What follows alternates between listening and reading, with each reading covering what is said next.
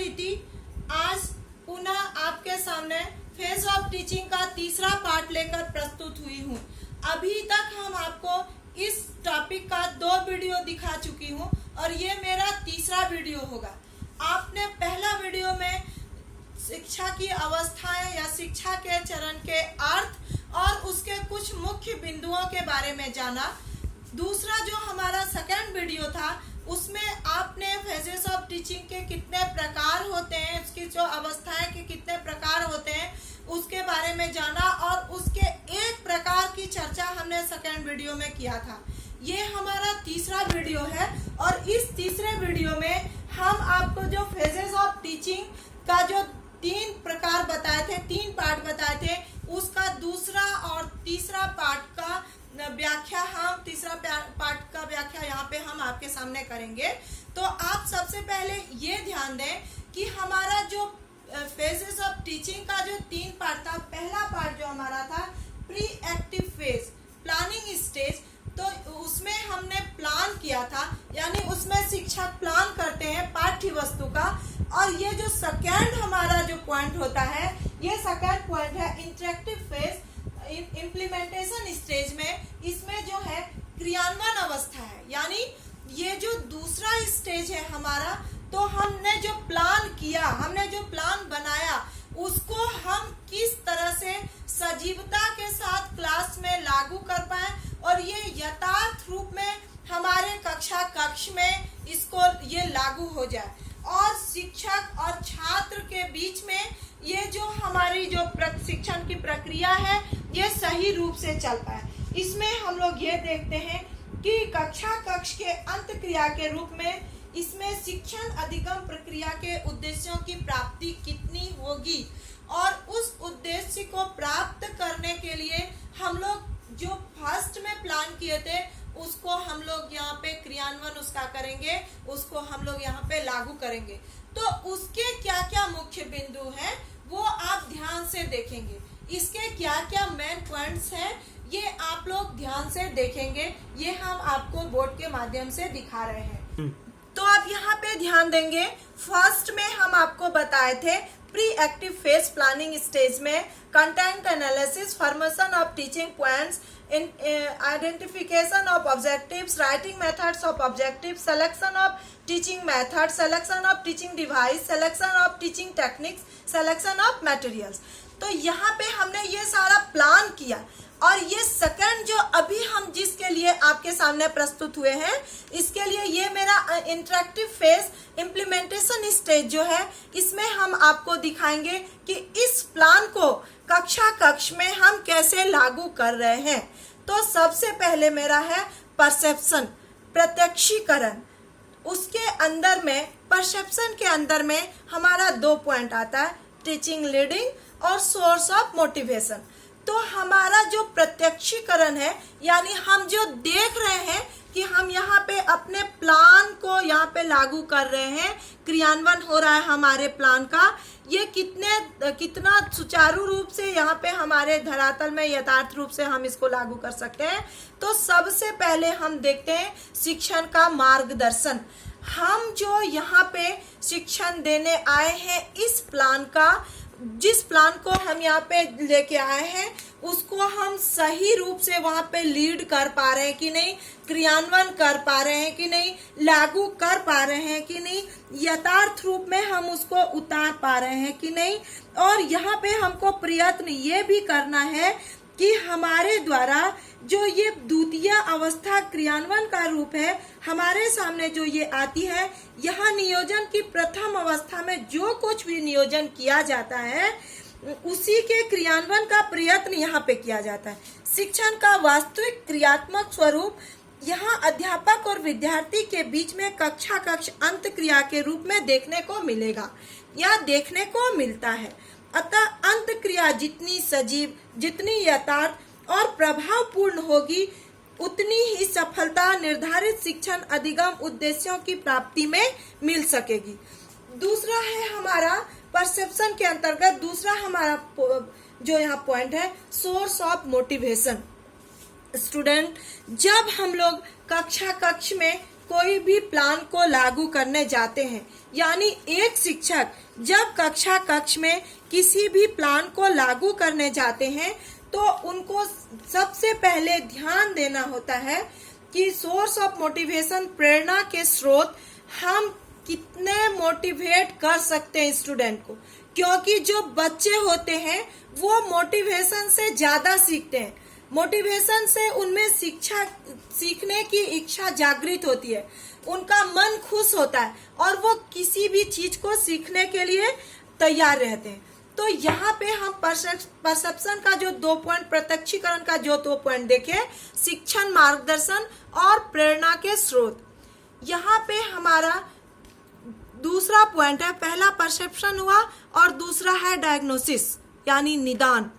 निदान में हम ध्यान रखते हैं कि पूर्व ज्ञान से संबंधित ध्यान यहाँ पे हम रखते हैं कि बच्चे को प्रीवियस नॉलेज कितना है, यानी पिछले क्लास में जो बच्चा पढ़ा है उस टॉपिक से रिलेटेड उस विषय से रिलेटेड, तो उसको कितना ज्ञान है, कितना याद है, उन्होंने उस क्लास को कितना समझा। यहाँ पे हम ध्यान देते हैं कि कक्ष के अंत क्रिया विद्यार्थियों और अध्यापकों में उचित प्रत्यक्षीकरण की मांग करती है। यहाँ पे हम लोग ये भी देखते हैं कि डायग्नोसिस जो निदान होता है वहाँ पे पूर्व ज्ञान में कितना प्रत्यक्ष या अप्रत्यक्ष रूप से बच्चे पिछले क्लास को ध्यान दिए थे, बातों को, शिक्षक के बातों को सुन पाए थे, या उनको कितना प्रीवियस नॉलेज है, अभी तक उनको कितना याद है। यहाँ पे हम लोग देखते हैं निदान में दूसरा है हमारा कार्य की अनुमति। छात्र, यहाँ पे आप ध्यान देंगे, विद्यार्थियों के साथ उचित अंतक्रिया करने हेतु उनकी योग्यताओं, उनकी क्षमताओं तथा व्यक्तित्व एवं व्यवहार संबंधी अन्य आवश्यक बातों की ठीक जानकारी होना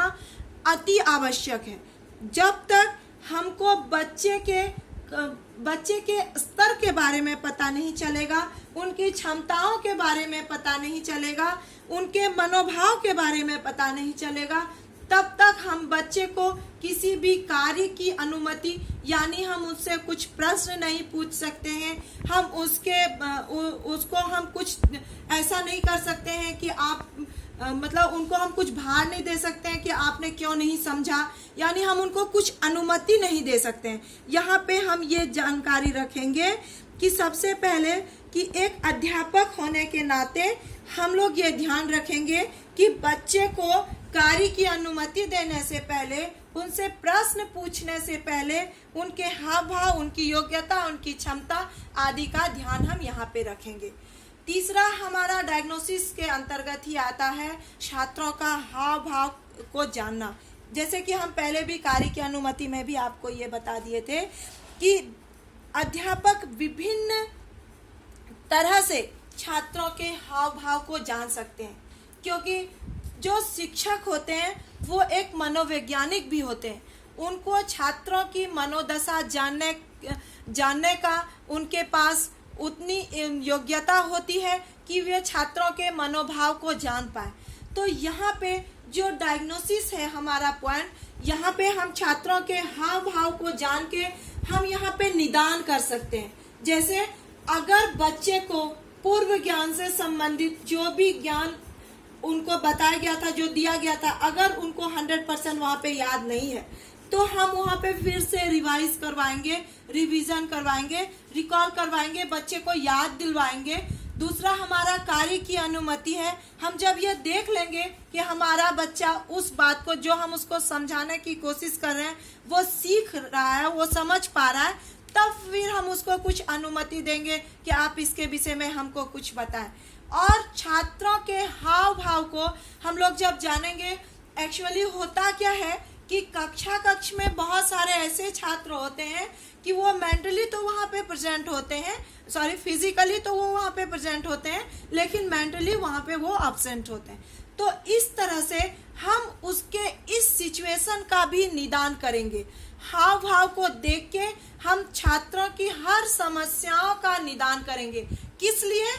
अपने प्लान को लागू करने के लिए। यानी हमारा जो नियोजन अवस्था है इसको क्रियान्वयन अवस्था में परिवर्तित करने के लिए हम डायग्नोसिस पॉइंट को अपनाएंगे और छात्र को यहाँ पे दिखाएंगे कि उनके साथ जो भी समस्याएं हैं, जो भी प्रॉब्लम्स हैं, उनका सल्यूशन हम यहाँ पे करेंगे। हमारा तीसरा है रिएक्टिव प्रोसेस, प्रतिक्रियात्मक प्रक्रियाएं। प्रतिक्रियात्मक प्रक्रियाओं में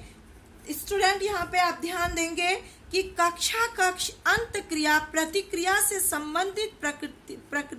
प्रक्रियाएं अपनी महत्वपूर्ण भूमिका निभाती है। वो कैसे कि यहाँ पे अध्यापकों को उद्दीपनों, पढ़ाने की उचित विधियों, युक्तियों, पुनर्वलन के तरीकों तथा पृष्ठपोषण तकनीकों के उचित चयन तथा उपयोग के लिए काफी सोच विचार कर आवश्यक कदम उठाने की जरूरत होती है।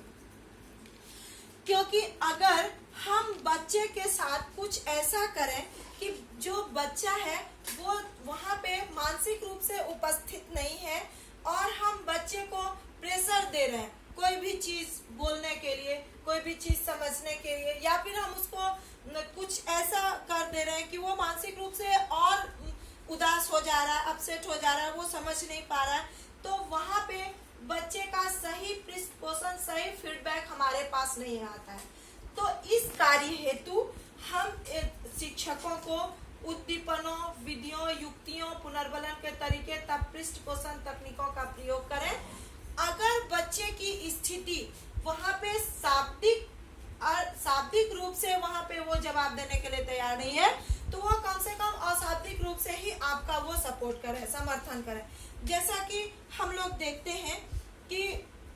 विद्यार्थियों को उचित रूप से अभिप्रेरित करते हुए उन्हें शिक्षण अधिगम प्रक्रिया से जोड़कर क्रिया प्रतिक्रियाओं का सिलसिला ठीक प्रकार से चालू रखा जा सकता है। जैसे कि विद्यार्थियों का यहाँ पे यह उत्तरदायित्व होता है कि वे विभिन्न उद्दीपनों और शिक्षण तकनीकों को समझें और वो शिक्षकों का सहयोग करें। तो इस तरह से हम लोग प्रतिक्रियात्मक प्रक्रिया में देखते हैं कि जब शिक्षक क्रियान्वयन अवस्था में होते हैं और जब वो निदान के बाद रिएक्टिव प्रोसेस में आते हैं, तो वहाँ पे शिक्षक और छात्र दोनों की सक्रियता की जो भागीदारी होती है वो बराबर होनी चाहिए। यानी जो शिक्षक बता रहे हैं और जो छात्र समझ रहे हैं, वो दोनों का बराबर से भागीदारी वहाँ पे होना चाहिए। जैसे छात्र अगर नहीं समझ पाए तो वो वहाँ पे वर्बल नॉन वर्बल वो बता सकते हैं कि हमको समझ आया कि नहीं आया, या फिर शिक्षक जो होते हैं वो विभिन्न विधियों द्वारा उसको पुनः समझाने की कोशिश कर सकते हैं, युक्तियों के द्वारा उन्हें पुनः समझाने की कोशिश करते हैं और पुनर्वलन के तरीके तथा पृष्ठपोषण के तकनीकों से भी अपने क्रियान्वयन की अवस्थाओं को सफल बना सकते हैं। तो छात्रों के पास जो शिक्षक जो होते हैं वो छात्रों के पास इन सब युक्तियों के माध्यम से अपने योजनाओं को, अपने नियोजन अवस्था को क्रियान्वयन अवस्था में परिवर्तित कर सकते हैं। तीसरा जो हमारा यहाँ पे प्रकार था, इसका तीसरा जो थर्ड टाइप था वो हमारा है post active phase, evaluation stage, उत्तर क्रियात्मक चरण या मूल्यांकन अवस्था। हम आपको पिछले वीडियो में भी ये बता चुके हैं कि जब शिक्षक शिक्षण अधिगम प्रक्रिया को पूर्ण करने के अंतिम चरण में होते हैं, जब वो अंतिम चरण या अंतिम अवस्था में होते हैं, तो उनके अंतिम अवस्था का सबसे मुख्य बिंदु होता है मूल्यांकन, मापन या मूल्यांकन। वो इवैल्यूएशन करते हैं। तो यहाँ पे हम लोग देख रहे हैं कि हमारा पहला पॉइंट है मेजर, मापन, सेकंड है इवैल्यूएशन, मूल्यांकन, थर्ड है चेंज बिहेवियर, व्यवहार में परिवर्तन, और लास्ट है चेंज इन टीचिंग प्लान, शिक्षण नीतियों में परिवर्तन। एक शिक्षक जब अपने प्लान को क्रिएट करते हैं, अपने नियोजन अवस्था को बनाते हैं, तैयार करते हैं और वो क्रियान्वयन अवस्था में उसे लागू करते हैं, और तब जब वो अंतिम अवस्था में पहुंचते हैं, जो मूल्यांकन अवस्था में पहुंचते हैं, तो वो जरूरी होता है कि वो बच्चे का मापन करें कि बच्चा कितना सीख पाया, या फिर उनको प्रीवियस नॉलेज कितना है, या फिर उनको कितना याद रहता है, वो कितना समझ पा रहा है, वो कितना लागू कर पा रहा है। फिर उनका मूल्यांकन करते हैं तो हमको पता चलता है कि बच्चे किस चीज में, किस विषय में, किस टॉपिक में, किस स्थिति में वो कमजोर पड़ रहे हैं, वो क्या नहीं समझ पाए, किस बातों को वो ध्यान नहीं दे पाए, किस बिंदु को वो याद नहीं रख पाए, किस पहलू को वो समझा नहीं पाए। तो इस तरह से हम लोग बच्चे के मूल्यांकन के बाद फिर व्यवहार में परिवर्तन लाते हैं। किस व्यवहार में परिवर्तन लाते हैं? तीनों के व्यवहार में परिवर्तन लाते हैं। प्लान के स्तर को सुधारते हैं, क्रियान्वयन के स्तर को सुधारते हैं, और तब हम लोग उसको मूल्यांकन को अंतिम चरण में ले जाते हैं। यानी फिर से हम लोग बच्चे का मूल्यांकन करते हैं, बच्चे का फिर से हम लोग फीडबैक लेते हैं। तो इस तरह से एक शिक्षक को अपने नियोजन अवस्था को क्रियान्वयन अवस्था में लागू करके, और वो सफल हुआ कि नहीं, इसके लिए मूल्यांकन अवस्था तक पहुंचने के लिए और एक मुख्य बिंदु को ध्यान देना होता है, वो होता है शिक्षण नीतियों में परिवर्तन। जैसे कि हमने यहाँ पे आपको सेकंड में बताया था कि यहाँ पे परसेप्शन में हम लोग टीचिंग लीडिंग और सोर्स ऑफ मोटिवेशन को ध्यान में रखते हैं, और दूसरा हमारा जो डायग्नोसिस होता है, जो निदान होता है, उसमें हम बच्चे को पूर्व ज्ञान कार्य की अनुमति देते हैं, छात्रों के हाव भाव को जानते हैं। तो ये सब करने के बाद भी अगर हमारा क्लास सक्सेस नहीं हो रहा है, बच्चे उस बात को नहीं समझ पा रहे हैं, बच्चे टॉपिक को नहीं समझ पा रहे हैं, वो उसको सही रूप से उसको नहीं याद कर पा रहे हैं, तब हम यहाँ पे अपने शिक्षण नीतियों पे बदलाव करते हैं। तो शिक्षण नीतियों में बदलाव करने के लिए एक शिक्षक को क्या करना पड़ता है? सबसे पहले बच्चे के लेवल को, बच्चे के स्तर को जानते हैं और उस तरह से प्लानिंग करते हैं, और बच्चे के लेवल के प्लानिंग के अनुसार हम फिर उस प्लान को क्लासरूम में,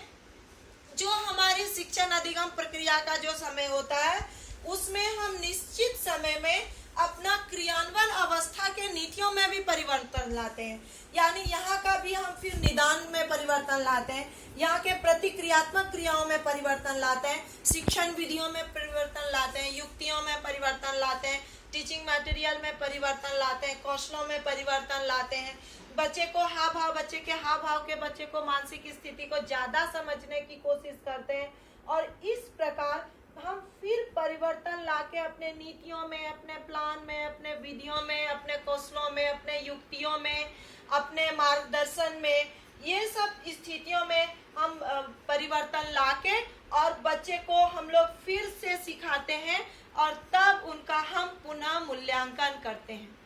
तो स्टूडेंट, आप यहाँ पे ध्यान से इस वीडियो, तीनों वीडियो को आप ध्यान से देखेंगे तो आपको समझ में आएगा कि शिक्षण की अवस्थाएं क्या है, फेजेस ऑफ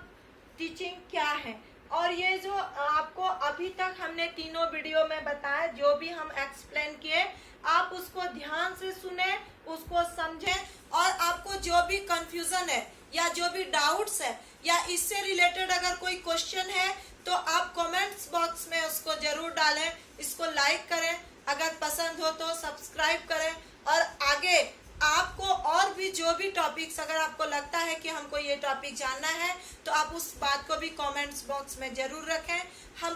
कोशिश करेंगे यथाशीघ्र, जितनी जल्दी हो सके हम फिर उस विषय को लेके आपके सामने हाजिर हो जाएंगे, क्योंकि हमारा ये सिर्फ पढ़ाना हमारा सिर्फ ड्यूटी नहीं है, हमारा ये एक तरह का हमारे लिए ये एक शौक भी है। हमको अच्छा लगता है कि हम आप लोगों को कुछ सिखा पाते हैं। इसमें होता क्या है कि शिक्षक को भी जीवन पर्यंत सीखना पड़ता है, तो हम आपके कमेंट्स से सीखते हैं कि हम और इसमें क्या बदलाव ला सकते हैं और इसमें क्या सुधार हो सकता है। तो इसमें ये होगा कि आप जब भी कुछ न्यू कमेंट्स देते हैं या कुछ ऐसी अच्छी बातों को यहाँ पे रखते हैं तो हम उससे कुछ सीख पाते हैं, या फिर हम लोग उसमें शिक्षण में बदलाव ला पाते हैं। इससे दोनों लाभान्वित होंगे, शिक्षक भी और शिक्षार्थी भी। धन्यवाद।